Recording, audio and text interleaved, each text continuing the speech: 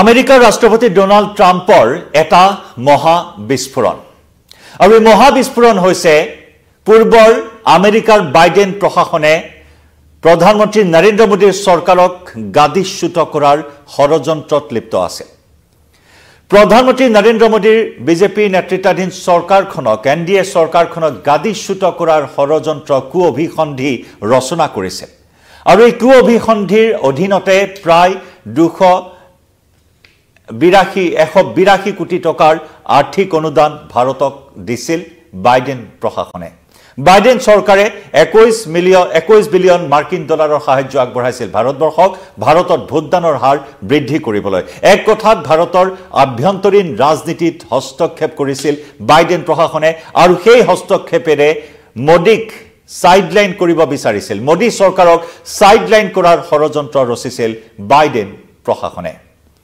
নমস্কাৰ প্ৰিয় দৰ্শক মই জয়ন্ত মাধৱ গোস্বামী আপোনাক স্বাগতম জনাইছো নিউজ 18 অসম নৰ্থ ইষ্টৰ ডিজিটেল লাইভলৈ যোৱা 16 ফেব্ৰুৱাৰীত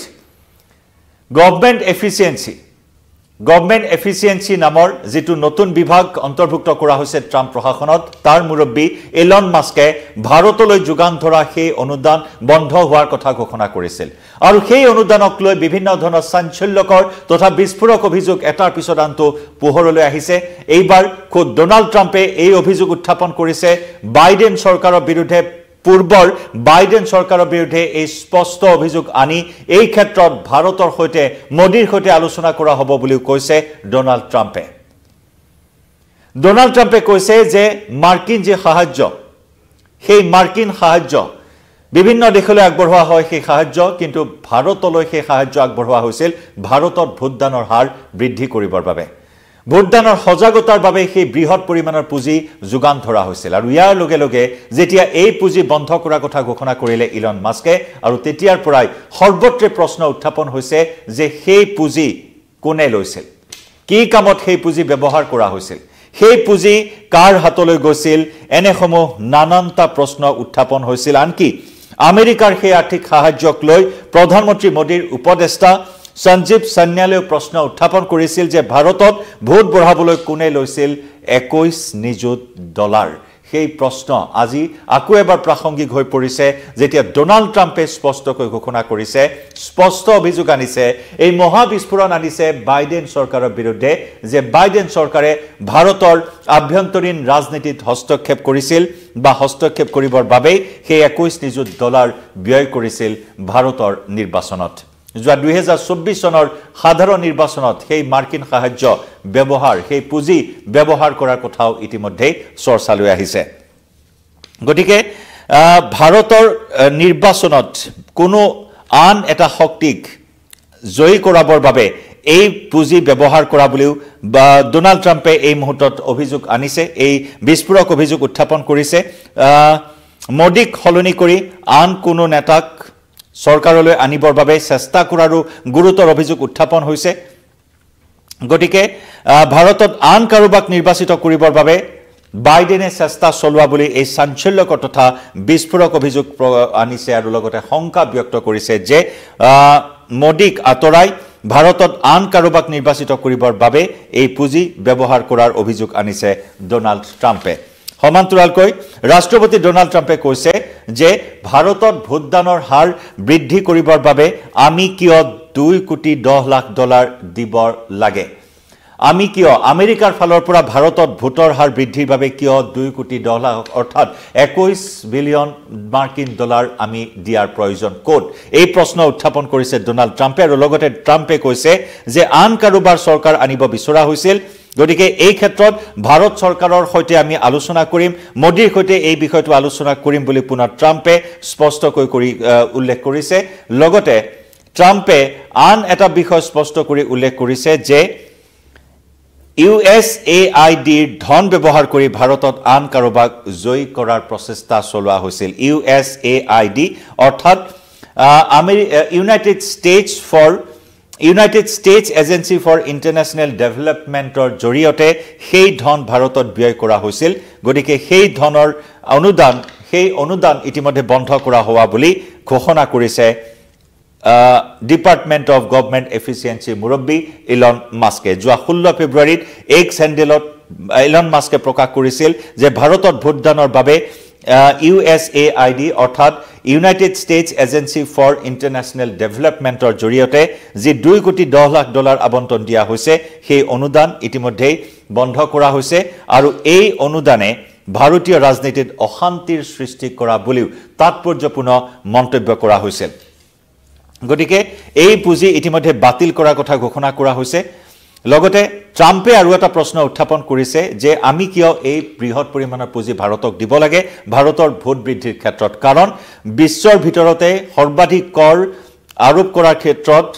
আমেৰিকাৰ ক্ষেত্ৰত বিশ্বৰ ভিতৰতে সৰ্বাধিক আৰু কৰ আৰোপ কৰা দেশসমূহৰ ভিতৰত ভাৰত অন্যতম ভাৰতৰ কৰ আৰোপৰ যি নীতি সেয়া আটাইতকৈ চৰা বুলি উল্লেখ কৰিছে মাৰ্কিন ৰাষ্ট্ৰপতি ডোনাল্ড ট্ৰাম্পে গতিকে সেই $2 কোটি 10 লাখ সাহায্য আমি কিয় দি আছো বাৰে বাৰে সেই প্ৰশ্ন উত্থাপন কৰিছে ট্ৰাম্পে আৰু স্পষ্ট অভিযোগ যে মোদীক গাদীচ্যুত কৰি মোদী চৰকাৰক ক্ষমতাচ্যুত কৰি আন কাৰোবাক নিৰ্বাচিত কৰাৰ বাবে সেইখিনি পুঁজি ব্যৱহাৰ কৰিছিল বাইডেন প্ৰশাসনে ইয়া স্পষ্ট অভিযোগ ডোনাল্ড ট্ৰাম্পৰ আৰু যাক লৈ এতিয়া সমগ্ৰ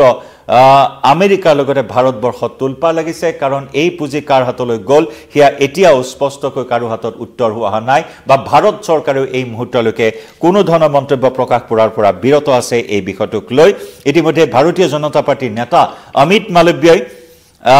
ট্ৰাম্পৰ এই মন্তব্যৰ ভিডিঅ' এক্সত তেওঁ শ্বেয়াৰ কৰিছে যদিও বৰ্তমানলৈকে ভাৰত চৰকাৰে কোনো আনুষ্ঠানিক বিবৃতি এই ক্ষেত্ৰত প্ৰকাশ কৰা নাই অৱশ্যে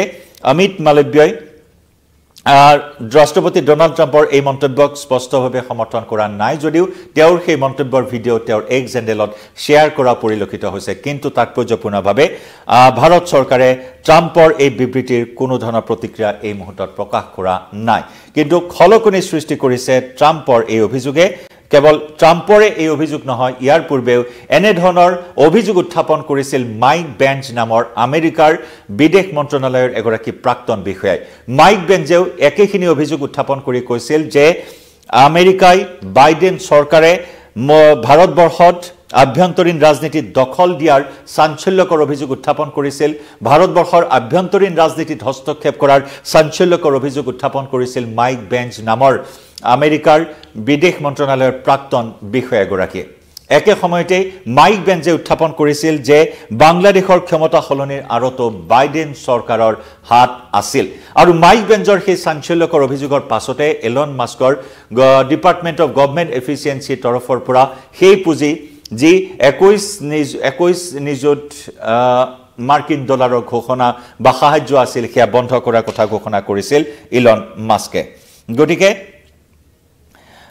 ধন কাক দিছিল ধন কোনে লৈছিল সেই প্ৰশ্ন এতিয়াও উত্থাপন হৈ আছে আনহাতে আমি ইতিমধ্যে উল্লেখ কৰিলো প্ৰধানমন্ত্ৰীৰ উপদেষ্টা সঞ্জীৱ সান্যালেও এই পুঁজিক লৈ প্ৰশ্ন উত্থাপন কৰিছে আমেৰিকাৰ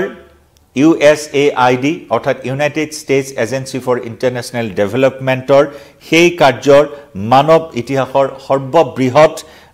কেলেংকাৰী বুলি অভিহিত কৰা পৰিলক্ষিত হৈছিল গতিকে এই ধন প্ৰদান কৰা কাৰ্যক ভাৰতীয় নিৰ্বাচনত এক বহি শক্তি এটা তৃতীয় পক্ষ কৰবাত জড়িত হৈ আছে নেকি তাৰে বিভিন্ন ধৰণৰ ইংগিত এই মুহূৰ্তত প্ৰদান কৰিছে মাৰ্কিন ৰাষ্ট্ৰপতি ডোনাল্ড ট্ৰাম্পৰ এই মহা বিস্ফোৰণক লৈ লক্ষণীয় হ'ব মোদী চৰকাৰে ট্ৰাম্পৰ এই মহা বিস্ফোৰণক লৈ কি প্ৰতিক্ৰিয়া প্ৰকাশ কৰে কি বিবৃতি প্ৰদান কৰে কাৰণ শেহতীয়াকৈ মোদীয়ে আমেৰিকা ভ্ৰমণ কৰিছে দ্বিপাক্ষিক বৈঠকত মিলিত হৈছে আৰু তাৰ পিছত মোদীৰ আমেৰিকা ভ্ৰমণৰ পাছতে এই মহা বিস্ফোৰণ আনিছে খোদ আমেৰিকাৰ নৱনিৰ্বাচিত ৰাষ্ট্ৰপতি ডোনাল্ড ট্ৰাম্পে লক্ষণীয় হ'ব কি প্ৰতিক্ৰিয়া আগবঢ়ায় আপুনি কিভাৱে বিষয়টোত জনাওক আপোনাৰ মতামত